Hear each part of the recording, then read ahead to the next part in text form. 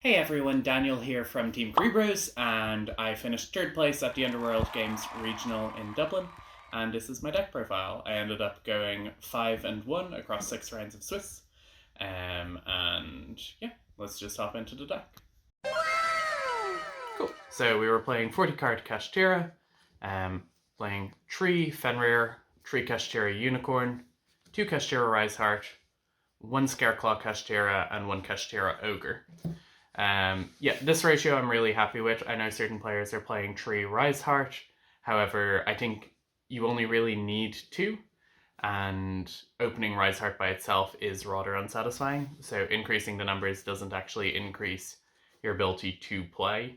I'm also generally not playing for the combo line, so it's less important. There are often hands where if you open Bert plus Unicorn, you'll go Unicorn for Fenrir, Fenrir for Ogre, and then Ogre normal summon, and then go into a Rise Heart that way. Scareclaw Kashtira is so much better than Ter Elements, discard out cards like Dragoon, so definitely playing it. Then continuing monsters, I was playing Tree Ash Blossom and Joyous Spring, and then for this event I decided to play Tree Ghost Spell and Haunted Mansion. Ghost Spell and Haunted Mansion, because of the way the format is in Dublin, a lot of players aren't playing Kashtira, and so I thought Ghost Spell could have more coverage than a card like Nibiru the Primal Being. So that's why I was trying it here. It also means that if your opponent uses Ibli's effect to summon back, you can prevent Ibli from coming back, and also you can prevent Branded Expulsion as long as it is targeting at least 1 card from the graveyard. Then for spell cards, we were playing Tree Pot of Prosperity. I didn't draw this much, but obviously it's just insanely strong in the deck. Then Tree Pressured Planet, Tree Kashtira Bert, Tree Kashtira Teosis. These are all your consistency cards. Obviously, Bert can be a brick, but the power that Bert provides in every matchup is just so high. Any hand where you open Unicorn plus 1 of these is really impactful, because getting to have Bert set up to just continually have threats on following turns is really, really high value. Then for the more flex spots, I was playing Tree Book of Moon and Tree Forbidden Lance. These are fairly standard. I based a lot of this build off what Bowden had been playing at the team YCS. Book of Moon I'm not super sold on, but Lance has been performing very well. It gives you a lot of protection from cards like Infinite Impermanence in situations where it's problematic, but also even when you're going second, there's a lot of other spell and trap interactions in the format, including people's Book of Moons and Chalices and Book of Eclipses, so it gets a lot of coverage. Then Triple Cosmic Cyclone. So this is a slot that had been Forbidden Chalice in the list that I started from, and I had found Chalice to be rather underwhelming. Again, because of the Irish meta being very back row focused, I found that Cosmic Cyclone was quite a strong pick. It also means in the mirror match you can get rid of their preparations, and again just has generally strong coverage, is chainable back row, and performed very well when playing against matchups such as Runic. People aren't expecting you to have the back row removal mained. And then finally we had 1 Terraforming, 1 Big Bang, and 1 Preparations.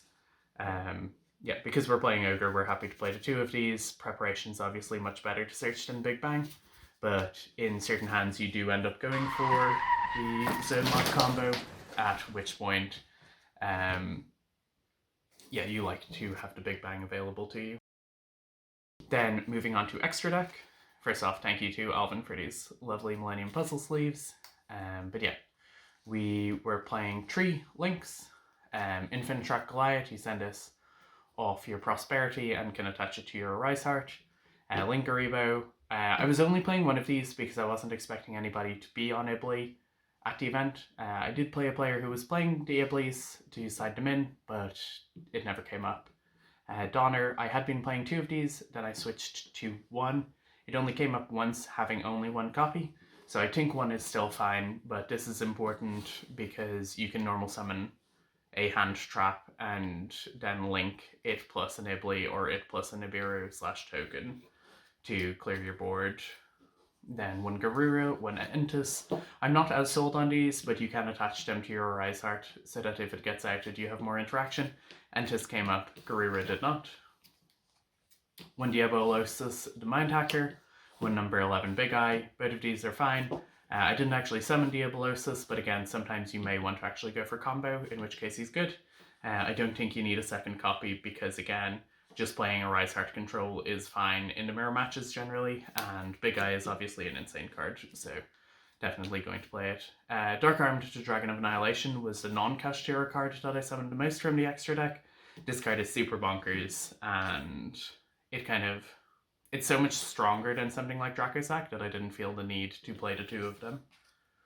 Then played 2 Shangri-Ira and 3 Rise Heart for my Kashtiras. Again, I was approaching with the deck being essentially kind of somewhere between Zodiac and True Draco, and so just sitting on a Rise Heart, not playing into people's Nibiru's, which, again, because Kashtira was the boogeyman in the room, everybody was going to be playing Nibiru's, and I didn't have the deck information to know what decks people were on. So just end on a Rise Heart, and then get so much value from Burton preparation and following turns. And then, of course, you kind of need 2 Shangri-Ira, because if you're playing a mirror, you need to have extra redundancy.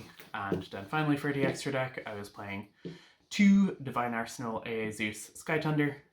Yeah, you need to play 2 for the mirror match, and this is probably the strongest deck he's ever printed, so not much to say there. Finally, for the side deck, I was playing 3 Dimension Shifter, 3 Nibiru. So I still wanted to play Nibiru's, but I didn't think it was valuable to main them because I wasn't expecting many people to be playing Kashtira, even though everybody would be preparing to play against it. So this was fine. I did side them in. I don't think I ever actually resolved the Nibiru's, so it didn't come up. But I think it's still correct to have Nibiru either mained or sided, just to keep certain decks in check. Shifter was fine. It came up once or twice. There was a lot of Runic as it happened at the event, which Shifter obviously was very good against. The only times I actually shifted were against Life Twin Sprite, where he just Masquerade Cat, or Mannequin Cat, and summoned Shifter to my board, and then summoned stuff from his deck. So it was like still powerful against that deck, but it's something to be aware of. For spell cards, I ended up playing 2 enemy controllers and 1 Harpy's Feather Duster. The Feather Duster came in a lot.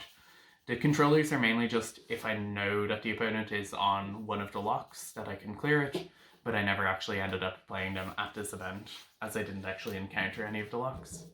And then 3 Barrier and 3 Evenly Matched for traps. Barrier is a really interesting card this format, obviously incredibly powerful. Sometimes even going second I will bring this in if I think it's going to be a long matchup, because, you know, you can still just prevent their plays on certain turns to gain advantage. And it's obviously insanely good against the fusion decks in the format.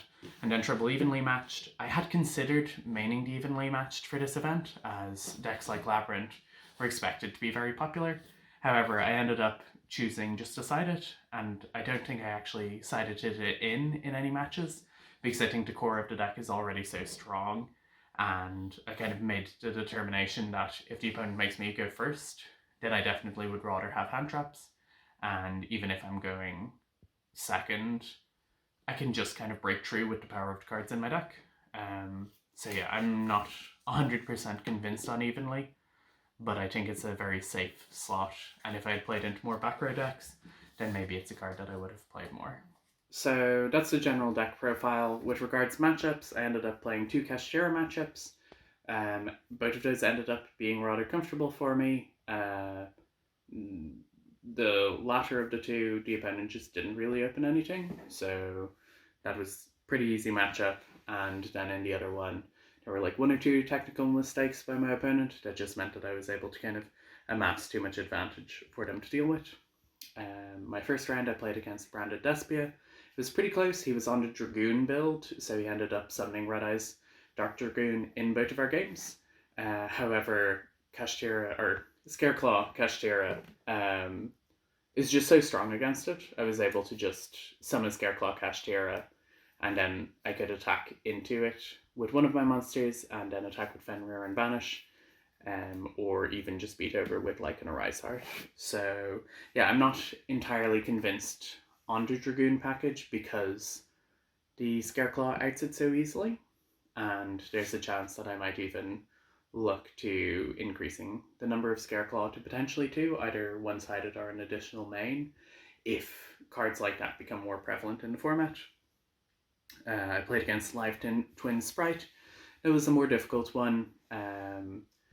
Again, he kept summoning back my shifter with the Mannequin Cat, which caused issues, but just having lots of interaction, single target things, cards like Book of Moon are really strong in that matchup, so that worked out quite favourably. My loss was to Mekanko Libromancer. I lost a die roll. I won game 1. Then game 2, I had a couple of technical misplays. I misunderstood how Fenrir worked. Basically, he had access to the Ritual Monster, and my correct line was to preparation for Fenrir before the Ritual hit the board, because I had a Dark Armed Dragon in attack position.